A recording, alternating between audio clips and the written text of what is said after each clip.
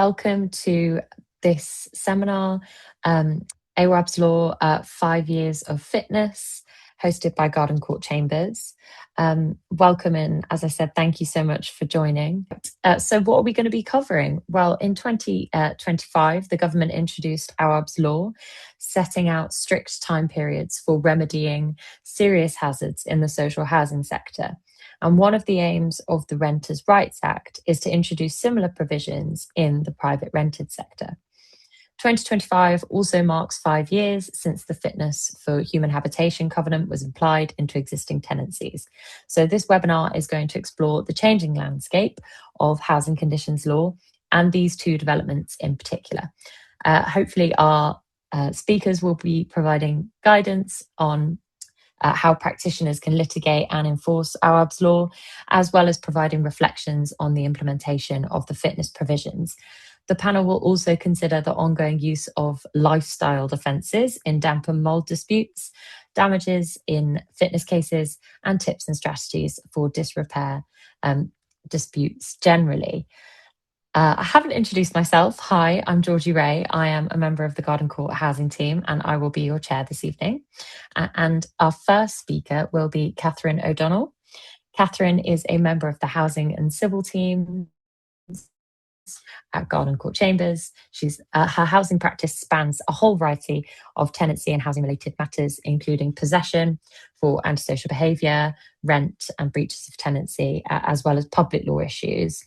She also does a lot of work involving antisocial behaviour injunctions, unlawful eviction and disrepair. She's regularly instructed in complex possession trials, especially those involving mental health issues. And correct me if I'm wrong, Catherine, but she does the lag updates for housing conditions and also does the textbook from them as well. She also has an extensive knowledge of disability discrimination matters under the Equality Act 2010. I will introduce Marina, our second speaker, just before she speaks so that it's fresh in your mind when you're listening to her. But for now, first of all, I will hand over to Catherine. Catherine, thank you very much. Georgie, thank you. Thanks for that introduction. Welcome, everybody. What I'm doing the first part of the seminar, looking back to 2019, 2020 and seeing where we've got to with fitness. And then Marina will look forward to Awaab's Law and where we're going to go with it, with the introduction of the new law. Now, it's called 5 Years of Fitness, which, as you'll know, is a bit of a misnomer because, of course, there have been fitness obligations implied into tenancies for 100 years. Maybe not, certainly for a very, very long time. And in relation to, obviously, the fitness obligation from the more recently amended Landlord and Tenant Act, that obviously started in 2019 with new tenancies, but the vast majority of our work has involved tenancies from 2020, which were existing tenancies. So what I'm going to do in my part of the presentation, I don't make any apologies for going quickly back over the legal structure, because I think it's really useful to remind ourselves about how fitness works in the Landlord and Tenant Act, because it's actually quite detailed, and I come across a few times when it's not really been understood, which is completely, I completely understand, because it is quite complicated putting the bits together. But so it's really useful to look at that. Also, what some of the defences are, because we are going to be looking at tenant lifestyle, and that can, using different expressions, for a defence for landlords. So we want to look at that a bit more, about how that's played out in housing fitness cases that come, and also looking at some quantum cases to see if we can see any patterns or any trends in what's been happening. So that's where I'm going. If we could start with the next slide, Sophie, that would be great. So you all know this, but sometimes, as I said, it bears kind of repeating. Section 9A, introduced by the Homes Fitness for Human Habitation Act in 2018, and with respect to new tenancies from March 2019, existing tenancies from March 2020. So it applies to the dwelling and itself and to the common parts. So section 901 relates to the dwelling, is fit for habitation at the time the lease is granted, and also remains fit during the term lease. And when a dwelling forms only part of a building, it also applies to any common parts of the building which the lessor has an estate or interest. So we can have the next slide, please. Now, it must be read together with section 10. This is the important part when you come to actually apply it in the legal context. It must be read together with section 10. Now, section 10 isn't a new section, but it was amended by the Fitness Act to include any prescribed hazard. And it was previously only relevant to section 8, which now, which since the amendment by the Fitness Act, only continued to be in relation to Wales. Obviously, they have their own legislation in relation to fitness now. But as you remember, it was never used. We were never able to use it because it only applied to tenancies at a low rent. What the Fitness Act was, allowed it to be applied to all tenancies. And this is the important part when you're considering what fitness means. The court shall take into account the following factors when determining whether a house or dwelling is unfit: repair, stability, freedom from damp, internal arrangement, natural lighting, ventilation, water supply, drainage, sanitary conveniences, facilities for preparation and cooking of food, and the disposal of wastewater. What was added to that by the Fitness Act was, in relation to a dwelling in England, any prescribed hazard. So those were factors that had to be taken into consideration, but there was also another part of the test. As well as one of those relevant factors, you had to consider a threshold test, which is a house or dwelling should be regarded as unfit for human habitation if and only if it is so far defective in one of those matters that it's not reasonably suitable for occupation in that condition. So the two sections have to be read together, and there is a two-stage test for determining whether or not you fall within the general wider definition of unfitness. Can I have the next slide, please? And so what is a prescribed hazard? Section 10.2 provides that a prescribed hazard means any matter or circumstance amounting to a hazard for the time being prescribed in regulations by the Secretary of State under Section 2 of the Housing Act. And they are listed in Schedule 1 of the Housing Health and Safety Rating System, England Regulations 2005. Now, there's 29 of them. Something could well be 11. We tend to concentrate on the bigger ones, but they're all relevant. So make yourselves familiar with them and think, when you're dealing with your client, from what they're describing, what you're seeing from photographs, which ones might apply. And there's also guidance for landlords and property-related professionals in the Housing Health and Safety Rating System guidance. That was from 2006. So that's generally the parameters you're looking at. I would say that when you are instructing an expert, you're going to want to instruct them to specifically to address unfitness with regard to the Section 10 factors, letting them know what the prescribed hazards are, and asking them which of those matters exist or hazards exist. So you're going to be hopefully instructing somebody who has experience of those things and is able to comment on those things. And if you have a report back and they're not commenting on it, then you're going to want to ask them to comment on it, because that's what they are instructed to do. So make sure that your expert covers the provisions of Section 10 and has had regard to them in their report. That is not to say you need a housing health and safety assessment. You don't need for somebody to say this is a category 1 hazard, this is a category 2 hazard.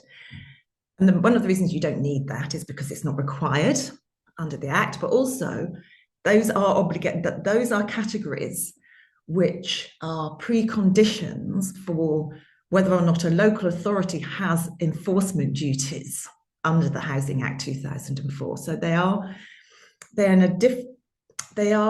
embedded within a different statutory scheme, which is related by the connection with the hazards, but it's not necessary that they do those things, assess and score category 1 or category 2 hazards.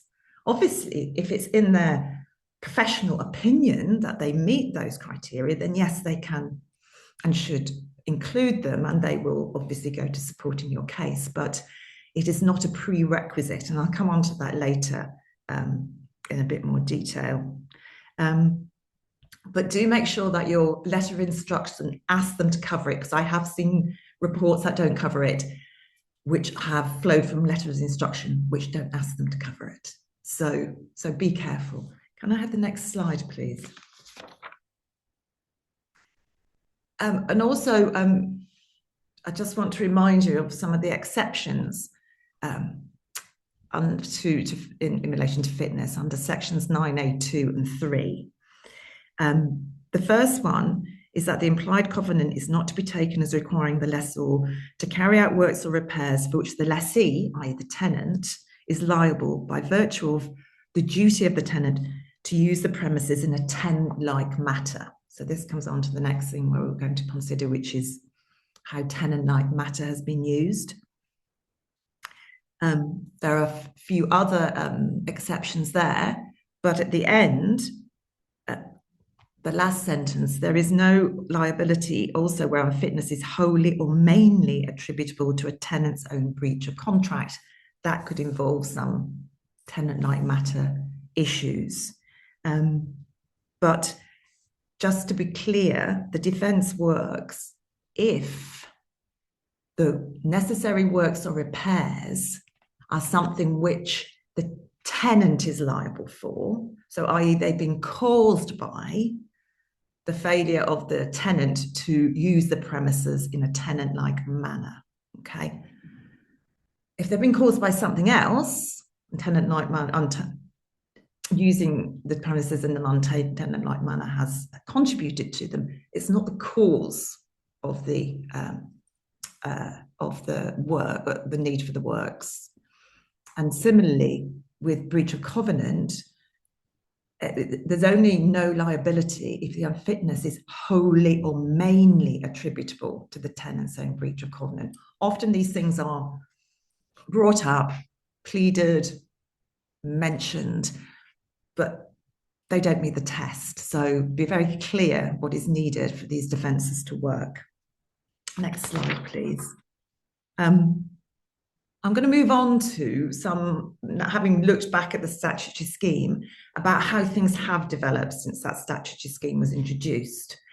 Now that's been what, six years since 2019, and there have been a number of cases, but they've been in the lower courts, so we don't have anything of great authority. But there have been some really interesting, and I would say very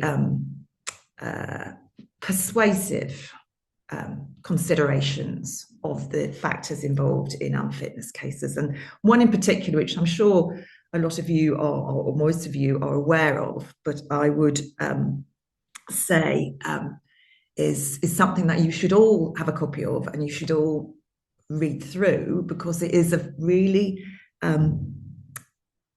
helpful systematic consideration of the necessary elements of a fitness case applied to the specific facts of one case, but done in quite a detailed way. And it's quite a long judgment for a county court, but it's really helpful to see how a case should be analysed and decided, and how it's put. And the first element of it that I want to bring to your attention is a consideration of what unfitness for human habitation means. And there's a very there's a very clear analysis by the judge. It's county court, but it's a very experienced judge, Her Honour Judge Melissa Clark. And in this case, what she did was she considered the meaning of unfitness in sections 9A and section 10. And she held that the Defective Premises Act authorities were of relevance to claims made pursuant to section 9. And specifically had regard to a couple of cases in the Court of Appeal under the Defective Premises Act of Bowl and Huntsfield and Rendlesham Estates and Bar, both of which involve section 1 of the DPA. Can I have the next slide, please? And what she held was that while the requirements under section 1 of the DPA, which is fit for habitation, and section 9 of the LTA, which are fit for human habitation, were not identical, having considered the two Court of Appeal authorities, she held that given the Court of Appeal's definition set out above, which was in bold, which is tied to the health, safety, inconvenience or discomfort of the occupants, it appears to be a distinction without a material difference. Similarly, the guidance in the Court of Appeal in Rendlesham relating to section 1 DPA, that dwellings which are not, and I think there's a bit of a typo there, so I put second, fit for habitation, are those capable of occupation without risk to the health and safety of and without undue inconvenience or discomfort to the occupants. That's my emphasis. And she said, I paraphrase, seems also to fall within the test in section 10 LTA, as neither case could it be said that such dwellings are reasonably suitable for occupation in that condition. And section 10 LTA includes within its long-established concept of hazards under the Housing Act being any risk of harm to the health or safety of an actual occupier of a dwelling, and prescribed hazards under section 2 of the Act. So from that reading, she took a dwelling which is reasonably suitable for occupation needs to be without risk to health and safety and without undue inconvenience or discomfort to the occupants. So again, it doesn't have to be a category 1 hazard. Category 1 has, as I said, the most serious harm outcomes, or even category 2 necessarily, where there's significant concerns. It's an assessment for the judge to make about the risks to health and safety of the condition of the property. And the next slide, please. And in that case, the facts were that there was significant or serious mould growth in the bedrooms, there were leaks in the bathroom, and there were leaks in the kitchen sink, and various other issues. And she said that all of them were breaches of section 9 LTA, and they were not defects for which Ms. Gillians was liable. And it's also useful because it underlines that it does not mean for a dwelling to be unfit that it is uninhabitable. Now, some unfit dwellings will also be uninhabitable. That potentially is reflected in the damages, but just because a property is not uninhabitable doesn't mean it's not unfit. Another useful part of the decision was a consideration of the landlord's position that in the absence of expert opinion on whether a property was unfit for human habitation, and calculations to establish essentially what the landlords were saying, without the category 1 or category 2 hazards being calculated and in the expert report, she couldn't make a finding of fitness. But the judge disagreed with that and agreed that a hazard, as defined in the Housing Act 2004, which is relevant to prescribed hazards, is about the risk of harm to the health and safety of an occupier of a dwelling, which arises from a deficiency, and not about measured or measurable harms. Under Section 9 LTA, a risk of harm is actionable, and that is what the court was required to assess by determining whether the property is reasonably suitable for occupation. And that's really important because this goes back to when the fitness obligation was introduced, and it was also there for tenants who potentially were acting in person. You may just have photographs of the extent of the damp in your property, and and it was important that a judge was able to assess from that evidence whether or not a property was unfit. Of course, it's always useful to have photographs, and just as an aside, I find sometimes that the photographs in expert reports are tiny. You can't actually make out what it is that they're saying is there if it's damp. It's always useful for the tenant to also take photographs to show the extent of the defects. So I should just bear that in mind. Next slide, please.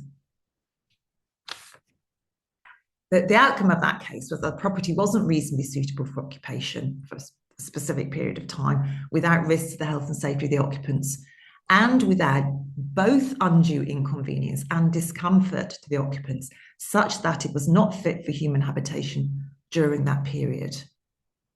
So altogether, it's a case which deals with the concepts involved, it deals with the expert evidence, and it found in that case that there was unfitness. So an important case, I think, for you to read.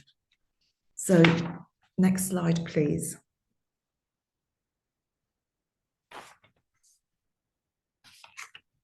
Now I'm just going to move on to the issue of tenant-like manner and its intersection with housing conditions, fitness cases. So going back to where it comes from, there is mention in Warren v. Keane, 1954, an old case, and this was a Lord Denning case, in which he, while deciding other matters, said, the tenant must take proper care of the place. He's going away for the winter, turn off the water and empty the boiler.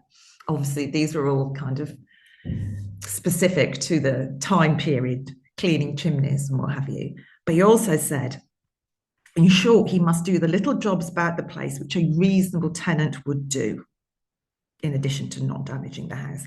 He elaborated a bit on that in a later case in the 50s of Regis Property in Dudley, where he said the tenant is by common law under an obligation not to commit waste, that is to say voluntary waste, and he is also under an obligation to use the premises in a tenant-like manner.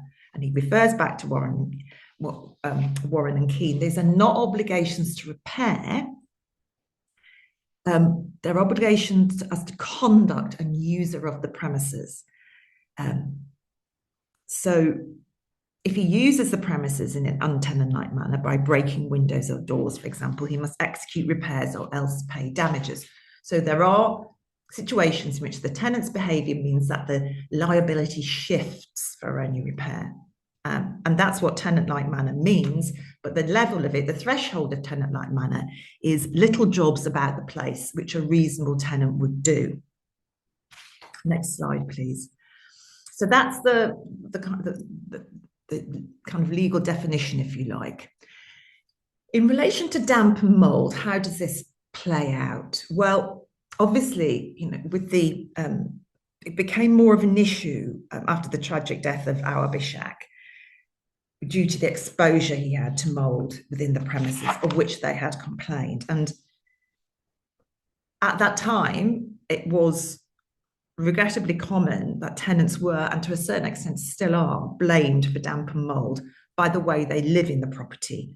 And this has in the past, and I've even seen it more recently, it's been reflected in landlords' reports, expert reports, who sometimes use those phrases in it. And as a result of Awaab's death, the Housing Ombudsman was taking more of an interest in damp and mould and producing 2021 the spotlight on damp and mould, making it very clear it's not a lifestyle. I'm putting these things in because they're not something that you would be pleading in court, but it is background. And obviously landlords, particularly social landlords, have regulators such as or ombudsman, like the Housing Ombudsman, who expects them to behave in a certain way. And therefore, what the ombudsman says is relevant to how they should be behaving. And in that case, essentially, and I've quoted from it there, I won't go through it all, but what they said at the end was that they hoped that the word lifestyle, when it may be a consequence of limited choices, is banished from the vernacular. Essentially, everyday living in a property should not produce the amount of damp and mold which makes a property unfit. Then it's a problem with the property and not with the tenants. Can I have the next slide, please? This was picked up again in November 22, when the Ombudsman wrote an open letter to social landlords, and referring back to the report, the lifestyle report, saying that expected social landlords take a zero tolerance approach to damp and mould, and also they should ask them, recommended that they consider a dedicated policy to support decision making and an urgent proactive approach, asking all landlords to actively consider whether such a policy is required, and if a dedicated policy is genuinely not considered necessary, they had to be clear to the Ombudsman why. So what I take from that is that a social landlord should have a dedicated policy regarding damp and mould these days in order to support their decision making and how they act on it. And that's something that you should be asking for from the social landlord, because certainly the Housing Ombudsman would want them to have one and want to know why they hadn't got one. So ask your social landlords for that. And also the Housing Ombudsman pointed out that his report highlighted the concerns about the tone of communication, such as lifestyle choices and behaviours that infer blame on residents and place the onus for resolving the issue on them, absolving the landlord of responsibility. So very clearly saying that you shouldn't be putting the onus on tenants, and you certainly shouldn't be referring to their behaviours as a lifestyle choice, which creates damp and mould. Next slide, please. And then what happened? Then the government introduced in 2023, which I hope you all have a copy of, guidance entitled Understanding and Addressing the Health Risks of Damp and Mould in the Home. And briefly, it says that of the many things it says that tenants should not be blamed for damp and mould. Damp and mould in the home are not the result of lifestyle choices. It's the responsibility of the landlord to identify and address the underlying causes of the problem, such as structural issues or inadequate ventilation, and adopt a proactive approach to the problem. So they see mould, they have to identify the cause of the problem. It's the landlord's responsibility, and adopt a proactive approach to it. And this is something which could be referred to in court, and has been in a case that I'm going to mention later on, when you're looking at how potentially whether or not a landlord has failed to comply with the guidance in this area. And next slide, please. The guidance also does acknowledge that the tenant can have some responsibilities, just like going back to what Lord Dennon was saying.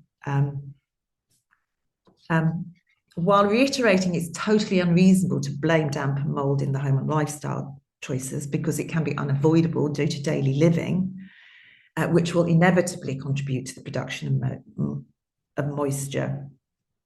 It also says it may be beneficial to work with tenants to help them make small, reasonable adjustments to their behaviour, if appropriate, to reduce their damp and mould risks.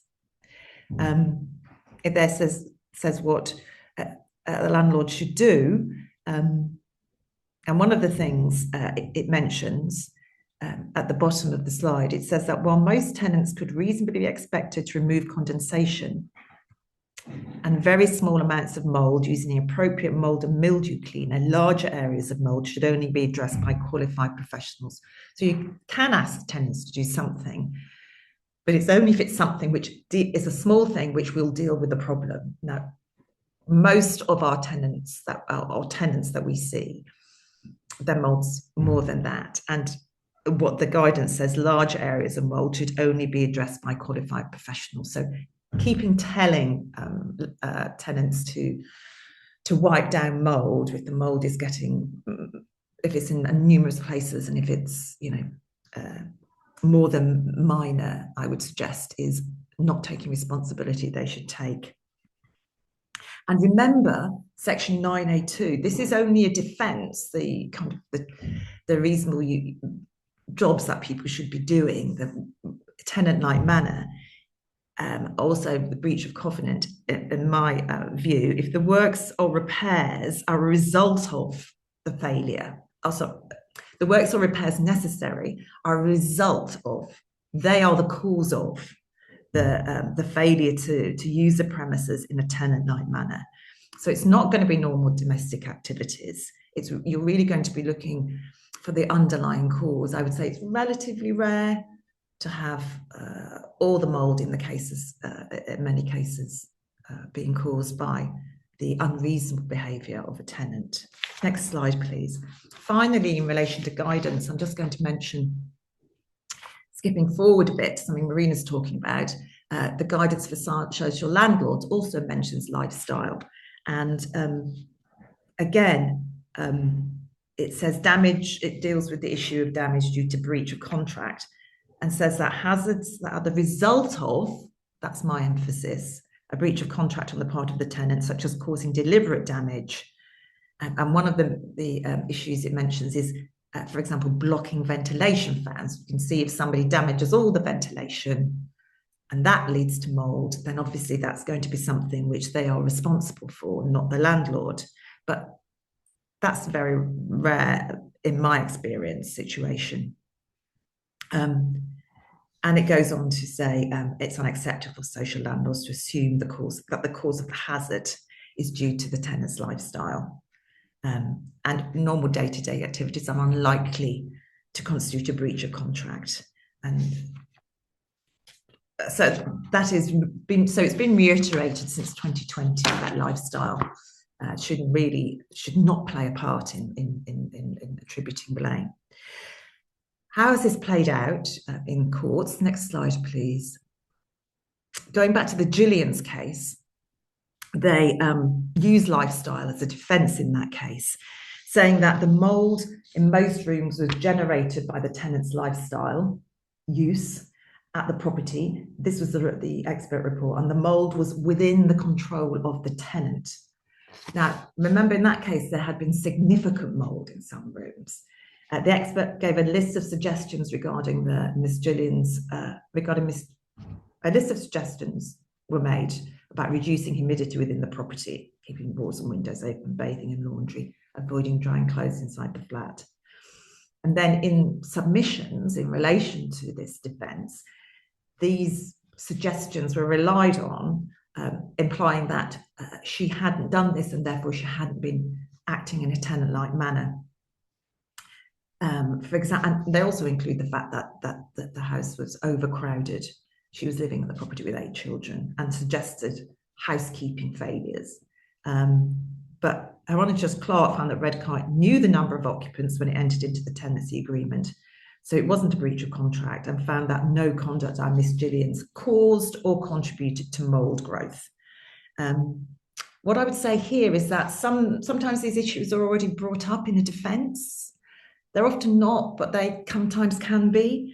It may be that a general allegation of untenant-like manner or breach of contract is made. If it's just general allegations of untenant-like manner, then you need to be asking them for details, Part 18 requests for given. And it's also something that you want to consider dealing with in a witness statement if it's been brought up in the defence or if there are issues about that. Moving on, there's a more recent, next slide, there's a slightly more recent case from November 25, and it's in the new LAG update that's out now, actually. I think I've got an email today. And this was a case where there were two joint tenants in a 2-bedroom flat with 3 young children. Evidence of a leak from about a year after the tenancy was granted, causing serious damp and mould, persisted to the date of the trial. And tenant lifestyle defence was, as a damp and mould claim was used.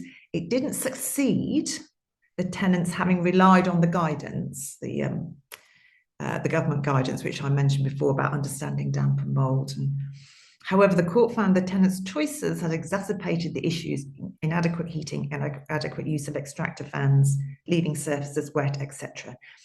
But this was relevant to quantum because they hadn't caused the problem, but there were some issues which were described as choices, which the court found contributed. That was the case where there was and it's not evident here, it's evident, it's better worded in the lag report, a case where there was a counterclaim for both disrepair and unfitness. So can I have the next slide, please? So what was the outcome of that? Having found that there was a contribution, the judge awarded a 25% reduction in the rent, bearing in mind the tenant's contributory role for the whole period after the leak was first reported. Had it not been for the tenant's role, 50% would have been awarded, with a 10% uplift. Total damages amounted to 32,000. What I can say is that, and this is something which has happened in another case I've reported, is that where disrepair and unfitness are pleaded, it does happen on occasion now that the judge does not make a distinction about what the damages are for. Which one? Both, one or the other, they don't say. And in this case, they didn't say. Counsel who was representing the tenants has told me they didn't say which they were giving this under, so you have to assume that it was both damages and unfitness. Moving on to finally just finishing on some quantum cases. I'll just whiz through those clearly. So these are cases that you're all very aware of, I'm sure, by now, particularly the kind of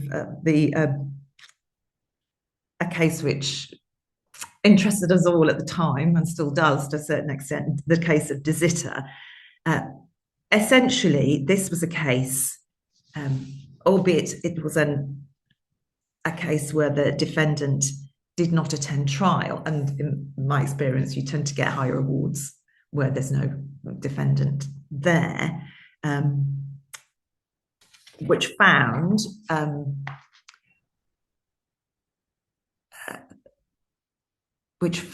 that there had been unfitness from the 20th of March 2020. They looked at it in 3 different categories, stages, but from the 20th of March 2020, there had been unfitness. Now, the next slide, please. The single joint expert found the property unfit.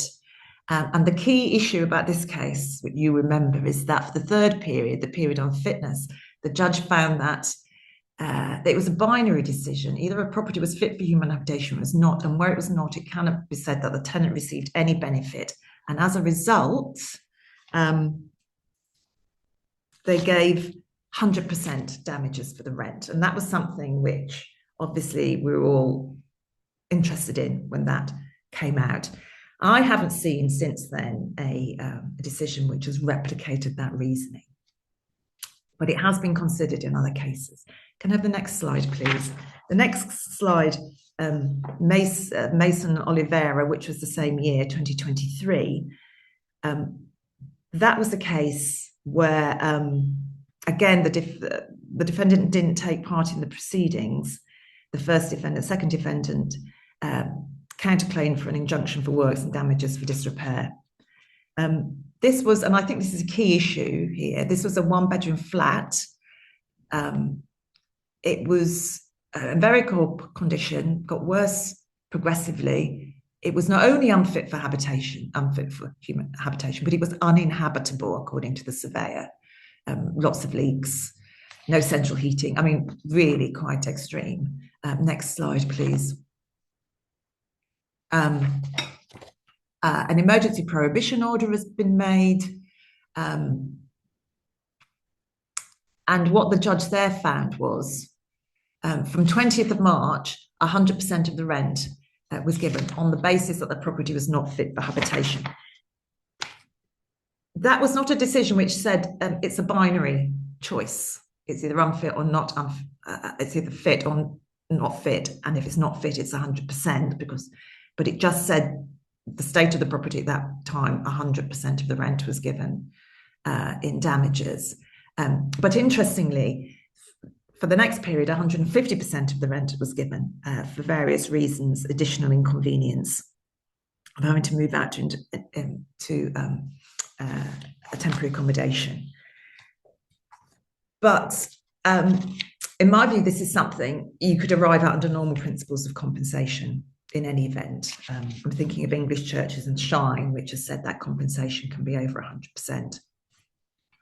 So that was another case awarding 100% in an unfitness case. Can I have the next slide, please? And then we get a couple of cases where there's a slightly different approach, again,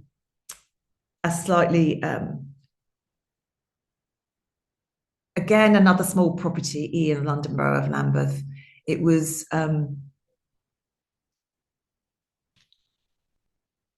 extensive disrepair and a claim for damages was made. Lambeth didn't do the works they agreed to do. Next slide, please. They didn't file a defence. So the main issue was this leak, which created damage. Before the leak, damages equivalent to 30% were awarded. And after the leak, it became unfit for human, it was found it became unfit for human habitation. The judge was pointed towards Disita and Mason Oliveira, where 100% of rent was awarded, but noted that these decisions were not binding, simply indicated the court may award damages equivalent to 100% of the rent when the property is unfit, not that it must. Next slide, please. However, the judge did consider these judgments suggested that when the property was unfit, the court should award a considerable proportion of the rent. So not going all the way as to binary, 100% or not, but unfitness, a considerable proportion of the rent should be awarded. And in that case, awarded 90%. Next slide, please. The next case of interest is the case of Godagamba, which also looks at the issues of unfitness and what the award should be. This was a very small property. It's a studio, which actually had been built for storage. I mean, you can imagine. Didn't have planning permission. There was no electricity in the kitchen area, dangerous electrical installation, no fixed heating, no hot water.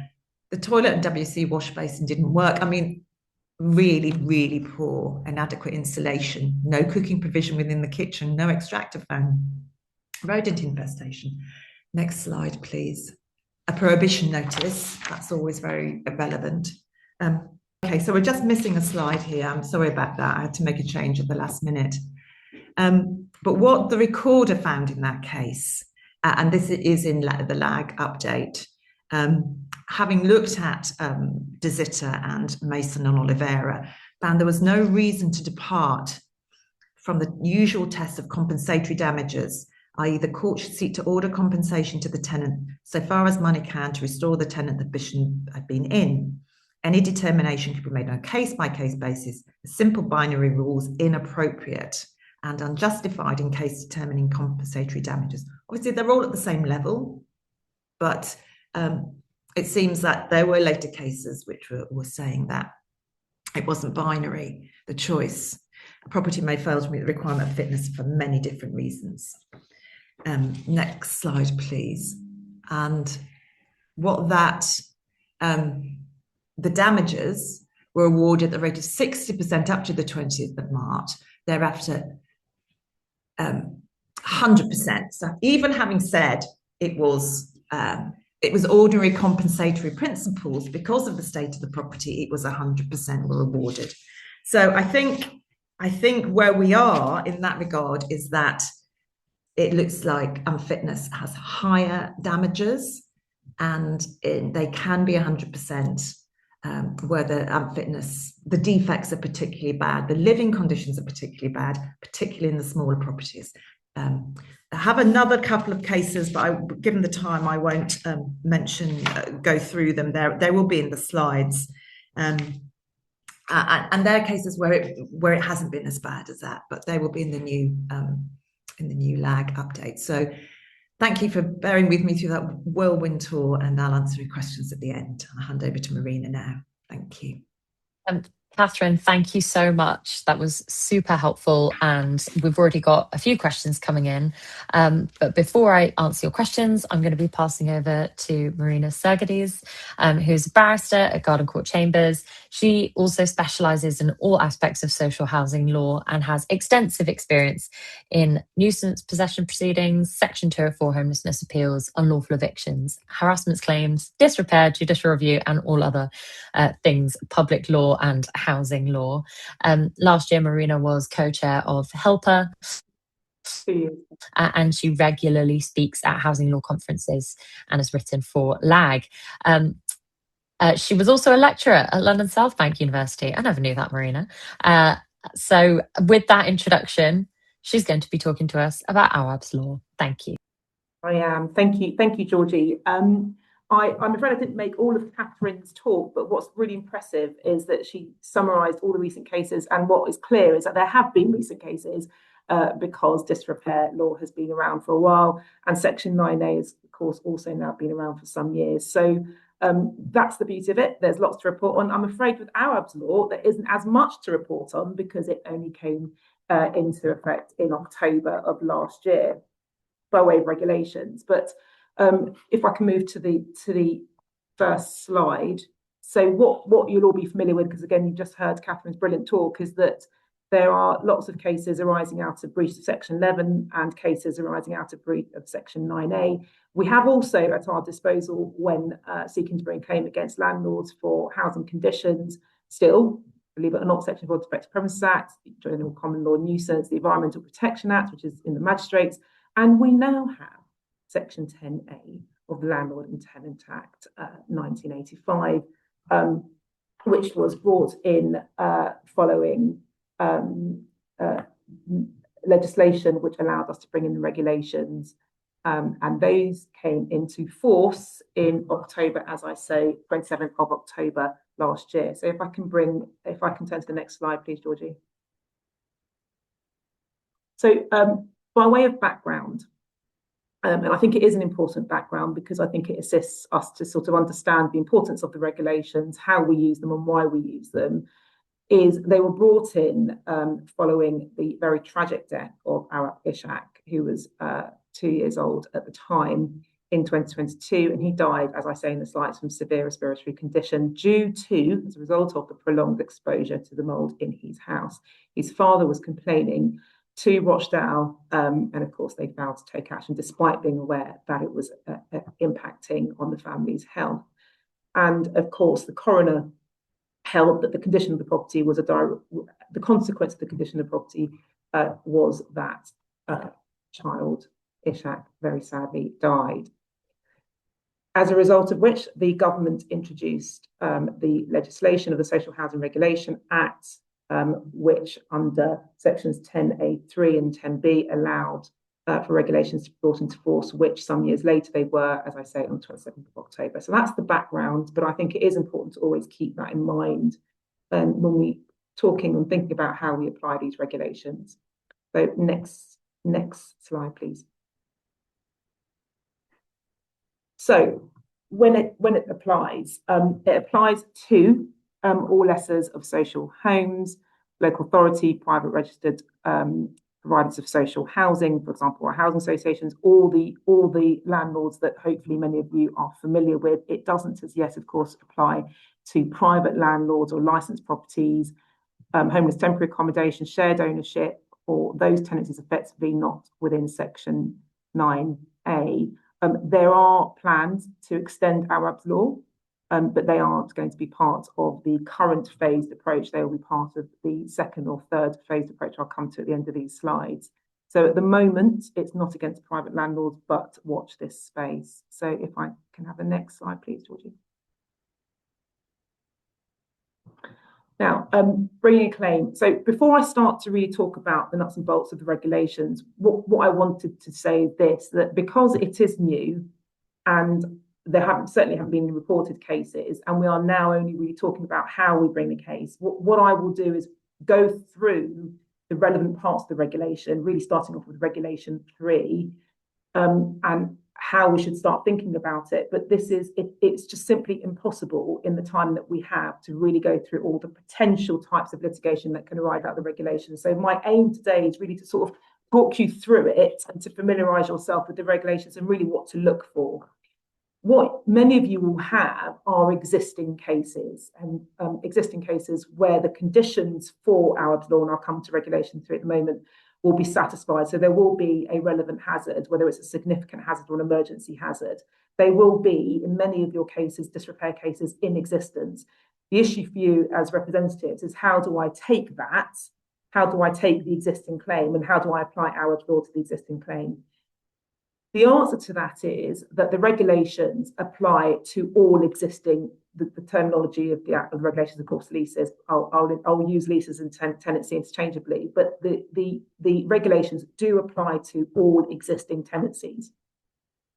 However, a landlord will not be in breach of the regulations of Awaab's law until they have the sufficient notice of it, even in circumstances where you have arguably already given them notice because you already have a claim.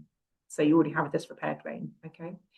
So in order to bring it into your current litigation, you still have to give the landlord notice of it as a hazard. So the advice I would be saying here, the advice I'm saying is, notify the landlord that it is a hazard, identify whether you think it's a significant or emergency hazard. I'll come on to those in a moment.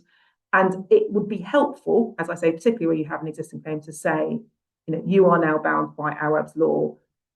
These are the hazards that I've identified. If it's a significant hazard, you have to carry out your investigations. If it's an emergency hazard, you also have to do your investigations in your work, and I'll come on to that. So, importantly, don't take it for granted that Awaab's law has now come into force, by which I mean the regulations, and therefore the landlord is automatically required to comply with the regulations. Secondly, don't take it for granted that if there is a change to the hazards, that again, you do nothing. It's still appropriate and right under regulations that you give the landlord notice even after you've given them notice of the original hazard. If anything changes, if there is a new or material change in the hazard, in order for the regulations to be triggered, you must again report it to the landlord. So just an important practical point.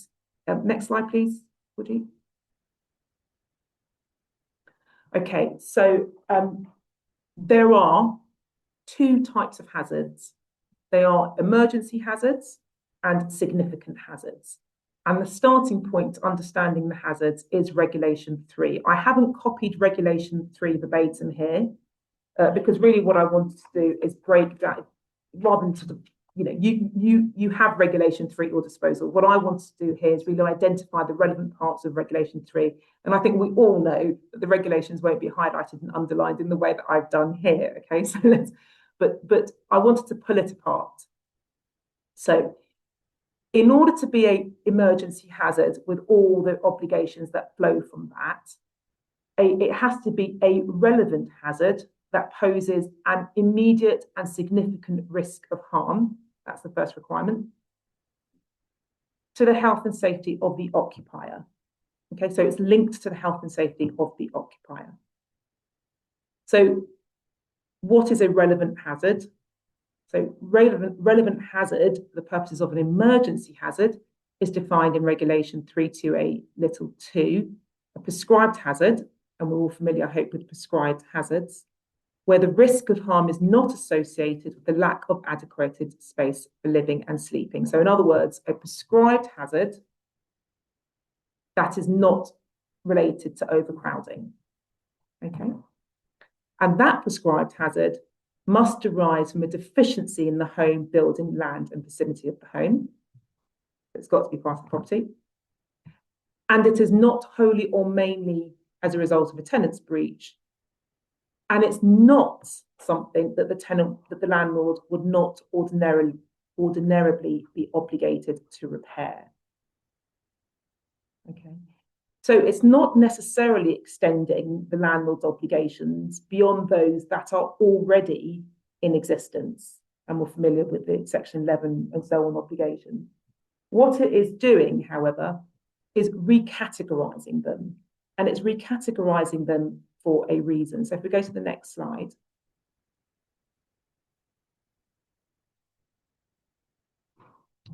What does imminent and significant risk of harm mean? It means a risk of harm to the occupier's health or safety. And this is the really important part, that a reasonable lessor, so a reasonable landlord, with the relevant knowledge would take steps to make safe within 24 hours. I mean, some would read that and think it's very open-ended. I have highlighted reasonable lessor. And I've highlighted reasonable lessor because what we see in the regulations is, for the first time, I think, across all the legislation that I highlighted in slide 1, we have in regulations an obligation upon the reasonable lessor to now look beyond what their own judgment call is as to the defect. In other words, it's not purely subjective based on what the particular lessor thinks, but it has to look at what the reasonable landlord will do with the information about the circumstances of the tenant. So the wording of regulation 3 is that relevant knowledge, I've put regulation 3.2, is relevant knowledge means the knowledge that the lessor of the social home has or reasonably ought to have about the health and circumstances of the occupier. That's really very important, because it may make an emergency hazard for one tenant, where it may not be an emergency hazard for another. And for the first time, really, we see codified an obligation on a landlord to look at the personal circumstances of that occupier. So if, for example, and this wouldn't necessarily be an emergency hazard, but just to give an example, there was an occupier with a serious breathing condition in their 80s, as opposed to an occupier who was a fit and healthy 20-year-old who didn't have any underlying health conditions, the emergency hazard may exist in respect of the 80-year-old with respiratory problems, but may not necessarily exist in respect of the 20-year-old.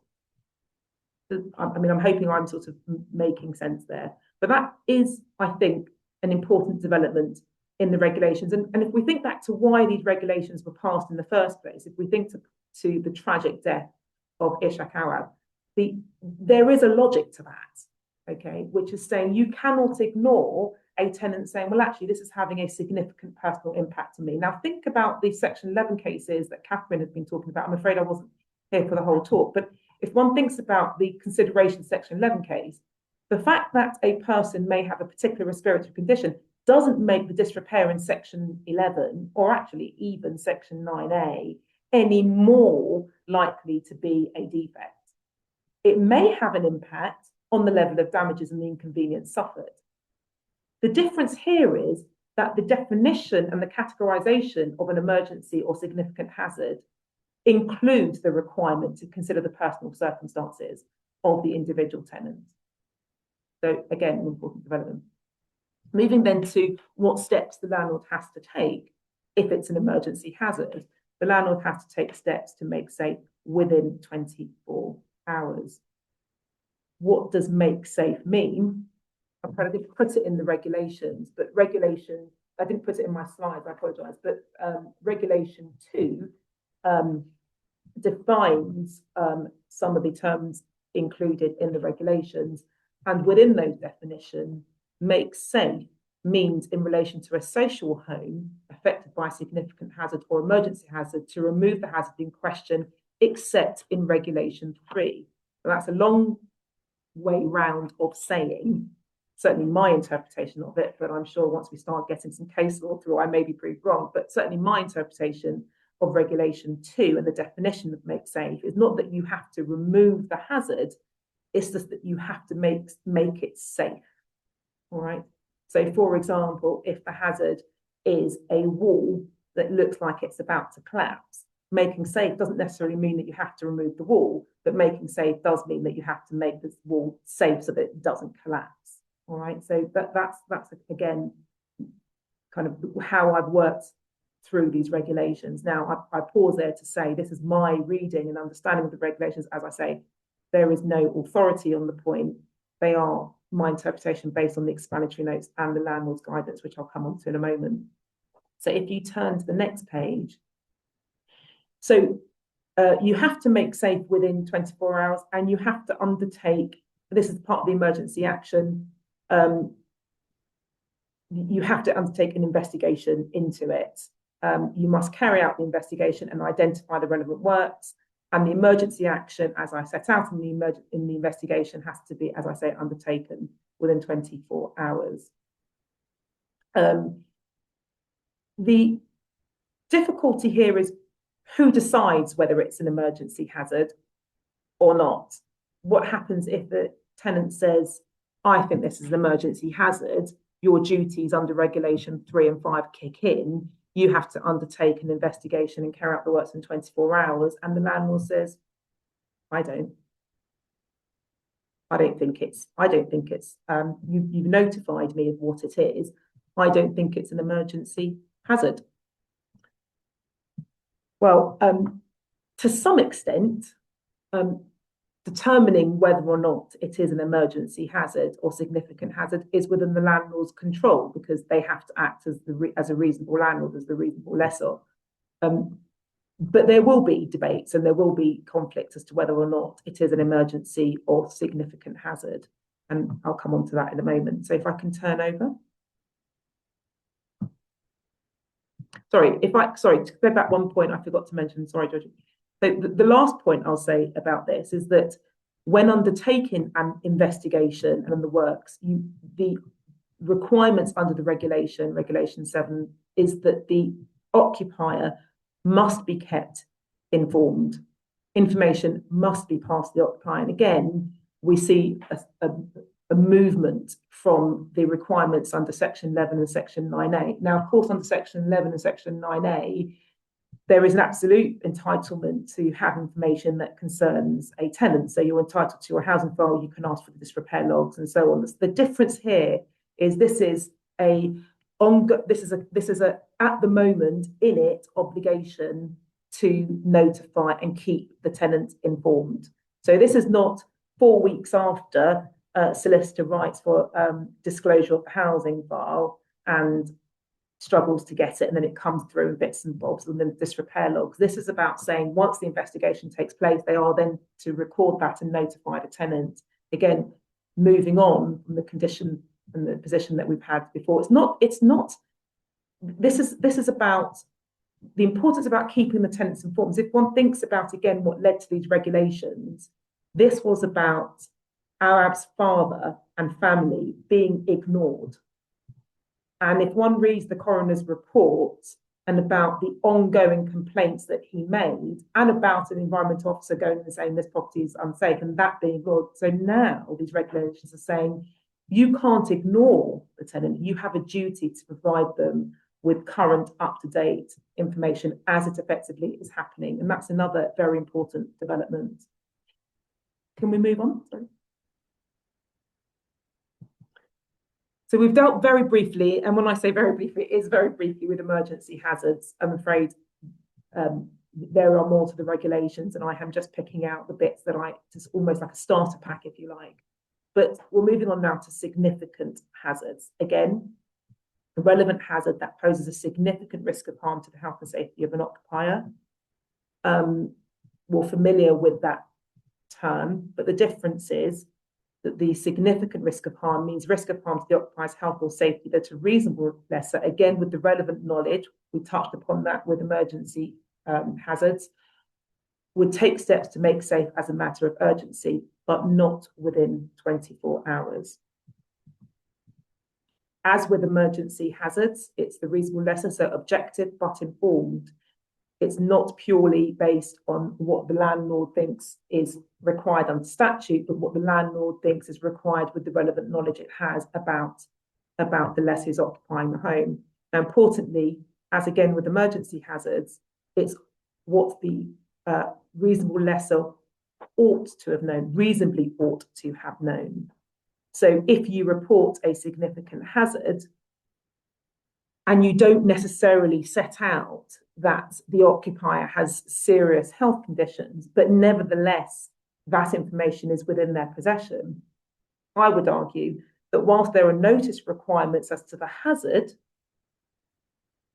the fact that the landlord is already aware of the occupier's health conditions means that they ought reasonably to have known about the health and circumstances of the occupier.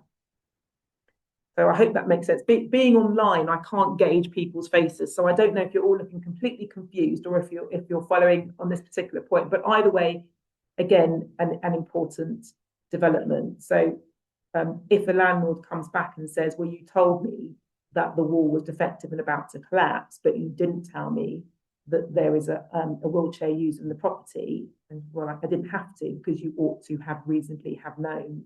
And as housing lawyers, we're familiar with that sort of phrase or something similar in other areas of housing law. Can I move on? Next slide. So significant harm is really targeting exposure to damp, mould, and fungus. So that also, I mean, sort of in your head, if you like, and it doesn't necessarily mean that exposure to damp, mould, and fungus can't be an emergency hazard, but the significant harm is really aimed at damp, mould, and fungal growth. Again, it's got to arise out of the deficiency of a home building or land in the vicinity of the home. I just want to pause there. Land in the vicinity of the home is a phrase we've also seen under the emergency hazard provisions. I'd be interested to understand how that works in practice. What does it mean that there's a deficiency on the land in the vicinity of the home? My understanding of that would be something like something happening in the garden, because of course it doesn't extend beyond what landlords should be liable to do in any event. So again, I'll be interested to see how that pans out in litigation, but pause for thought on that. Moving on.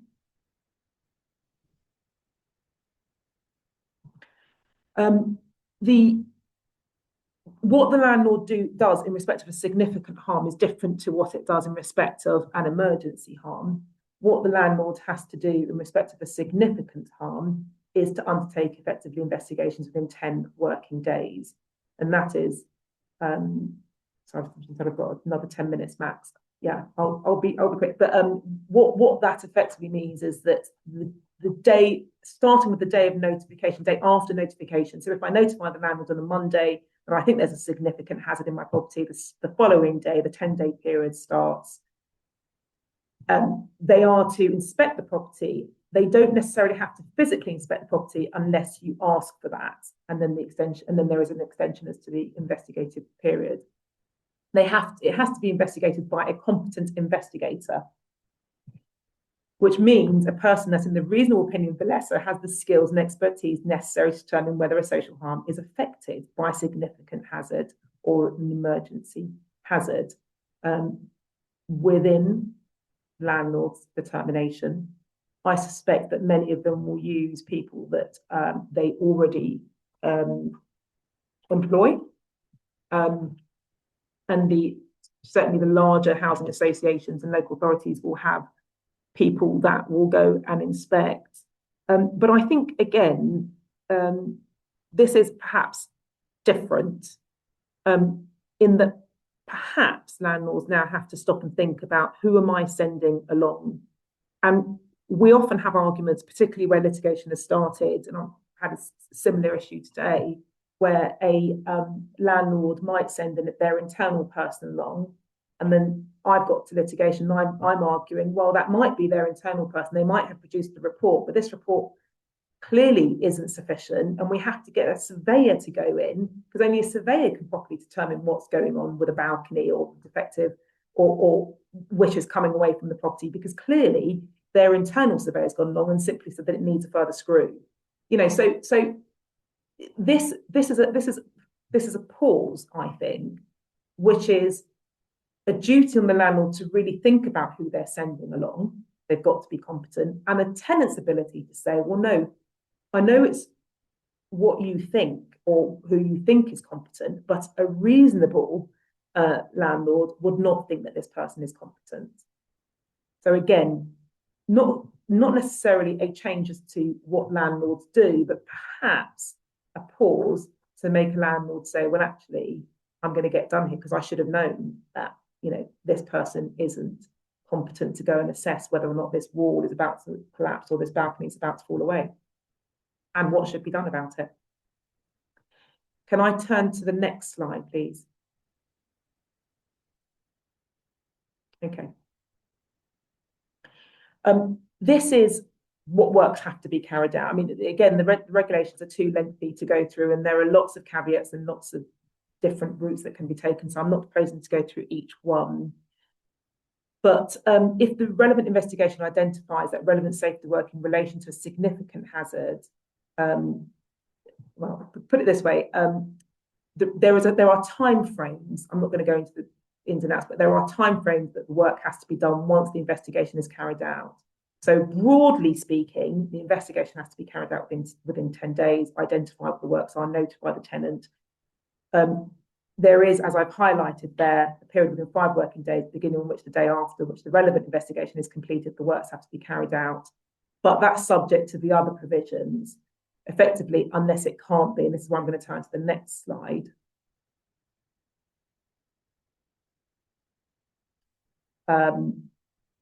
Where there's the last bullet point.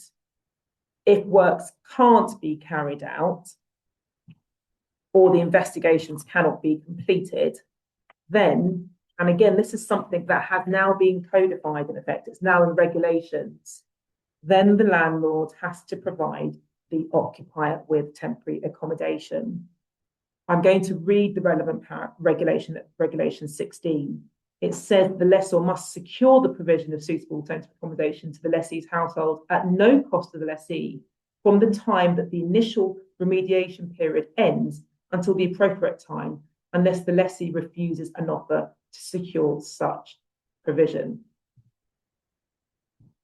So what does that mean? Now, we all know from our work that where we get a report, tenant complains of disrepair, we get an expert report, that expert comments on whether or not the works can be undertaken with the tenant present or not. This, in my view, is different, okay? One can see it as a pro or one can see it as a con, depends on how it's used. Firstly, not all tenants want to be decanted. Okay, that's the first thing I'll say. What this does is place a duty on the landlord to provide it, whether or not they think they should or not. If a significant and emergency hazard has been identified and they cannot undertake the works within the prescribed period or the investigation, then they must provide it. The difficulty, I suppose, is what happens if your tenant doesn't want to move? What impact does that have?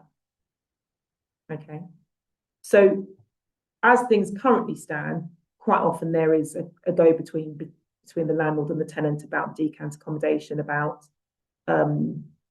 whether it's needed, how it's to be provided. Works often are put on hold until that decant accommodation is identified. In these circumstances, we are dealing with very quick timeframes. And so a decant accommodation or temporary rehousing, as it's phrased in the regulations, has to be provided quickly. So again, there is no case law or litigation as yet to determine this point, but I suspect we're going to be seeing a lot of discussion about what type of temporary accommodation is provided. It has to be suitable. What the wording of the regulation has to be suitable. I suspect we're going to be seeing some litigation arising out of what is deemed to be suitable given the short timeframes. I suspect we're going to see some litigation about what happens if a tenant doesn't want to be decanted. Does that impact on their damages? Do we get into the remit or fail to mitigate damages, and so on? Right. What I haven't discussed is the guidance for the regulations. So when you look at, the first thing to do is to go to the regulations. I mean, that, you know, there's no shortcut there. Go to the regulations. Of great assistance are the guidance. So the landlord's guidance is extremely clear and extremely helpful. And in fact, I think it's been updated following feedback from the initial guidance. There is the tenant's guidance, and there are the explanatory notes at the back. There are, of course, very useful blogs, nearly legal and so on. The charts that I've provided in this paper, so the one that you're looking at now and the next two, so if you go to the next two, yeah, and so on, they are taken from the landlord's guidance. So if you go back, Georgie, sorry. So for one more, so that, yeah, so for example, it tells you in a kind of summary way what you do if you have an emergency issue. And again, the next slide, what you do if you think there is a significant issue. And next slide. And lastly, things to think about, perhaps a greater use of Part 8. I saw a very interesting discussion that Giles Peaker was involved in about the use of Part 8. Factual things, has an investigation been carried out or not? It's either yes or no. Those sorts of issues can be determined under Part 8, but I think anything beyond that, we are still very much within Part 7. Next slide. Does Section 10A add anything to Section 9? Again, I've seen some very interesting discussions about, or does it really add very much other than tighten the timetable and the timeframes for undertaking work? I think it does add something to Section 9. It's not just about the timetable. It's not just about landlords being more proactive. It's about landlords engaging with tenants more, very, very important. And it's about landlords having particular regard to the circumstances of our tenants, which they don't always. On that note, that's it. And we have 10 minutes for questions. I hope that's enough time. Thank you all. Thank you so much, Marina. That was super useful, and thank you for covering everything. Okay, so we have some questions. I'm going to try and streamline some of them because there's a few overlaps. But firstly, one for Catherine. I think, although Marina, please do feel free to chip in. So if we've got a local authority landlord expressly saying that they don't agree with the Ombudsman Secretary of State guidance about lifestyle related disrepair in the context of hazards, especially damp and mould, what do we do? How do we challenge that? Is that public law challenge to that as a policy? Well, it depends where it's coming from. First of all, presumably they're saying that as part of a defence in relation to a claim. And I just think that it would be unusual if a judge were to just accept that in the light of the repeated guidance in relation to lifestyle. I don't think it's a case to go off and take separate action against them. I think that it's kind of an irrational response, really. You've got understanding damp and mould, which is a guidance produced by the government looking more clearly at the issues in relation to damp and mould. And you've got very clear guidance in relation to Awaab from the government, and you've got clear guidance. So therefore, for a landlord to say, I just don't accept it, and it is your lifestyle, I just think that they're living in the wrong era and that it's not going to be taken, well, I would hope it wouldn't be taken very seriously. The landlord, you can report, people can report them to the regulator. I mean, they have to keep quality standards. Thank you so much. And I think one more question for Catherine is in relation to heating as a separate issue. I'm sure we all get those cases where the heating stops working and then landlords say, well, it's your fault, you weren't using it enough. And if we have any comments on that and what the updates to tenant-like manner might mean in respect of heating. Well, I think there is some obligation to keep, it was mentioned in the case, I think, I haven't got time to look back at it, but it was mentioned in Warren and Keane. So, but I think that heating is a tricky one. Very shortly, I would say that there's an issue about affordability. There's an issue about efficiency. I think they're potentially looking in the wrong place. You have to focus on, is it why is the heating not on? Okay. Why can't they afford it? Is it because it's in disrepair? Is it because there's a lack of insulation? Are they having to pay too much to keep it than they should to keep it warm? And excess cold will come in then, because one of the issues that's to be considered under the prescribed hazards of excess cold is the heating appropriate to the design, layout and construction such that the whole of the dwelling can be adequately and efficiently heated? So that's a cost issue. So I would kind of throw it back a bit, do a bit more examination of why they're not being able to heat it. Is there a problem with the building? Is there a problem with the heating itself? Because there are cases in the upper tribunal where heating systems which are too costly have come under the prescribed hazard of excess cold. But if not, then I would say then, and they're just not using it as they should, then you have to, because it's expensive, you could look at councils giving extra support. But it's a difficult one when it becomes not really an issue of repair or fitness. It's more to do with cost. That's a difficult one. Thanks very much, Catherine.